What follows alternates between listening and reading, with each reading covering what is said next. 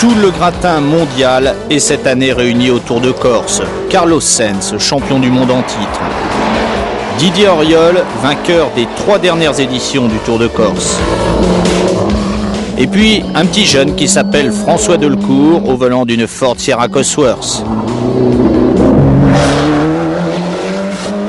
Bernard Béguin, lui, défend l'honneur du championnat de France.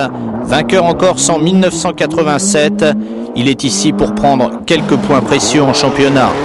François Delcourt, Carlos Sainz lutte au sommet. Pour l'instant, c'est François Delcourt qui est en tête du classement général devant Sainz et Didier Auriol.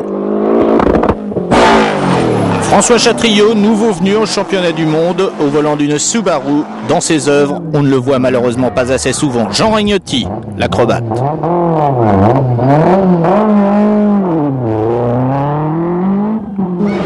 Philippe Bugalski qui, comme Jeannot, étrenne la Clio sur les routes corses. Lui, c'est Carlos Sainz, le champion du monde en titre. Et puis, à défaut d'inquiéter les leaders, François Chatriot fait le spectacle. François Delcourt devra abandonner. Il aurait pu gagner le Tour de Corse. Là, c'est vraiment la poisse dans tous les sens du terme. C'est un fil qui alimente la pompe à essence, qui s'est déconnecté après une portion très très bossée dans la dernière spéciale. Et le temps de trouver la panne, 12 minutes s'écoulent et le rallye, on perd le rallye.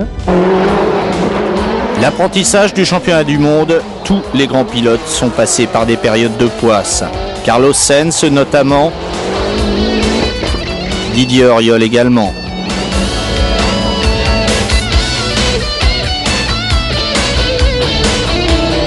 Sur ces routes corses, chez lui, Patrick Bernardini est toujours présent.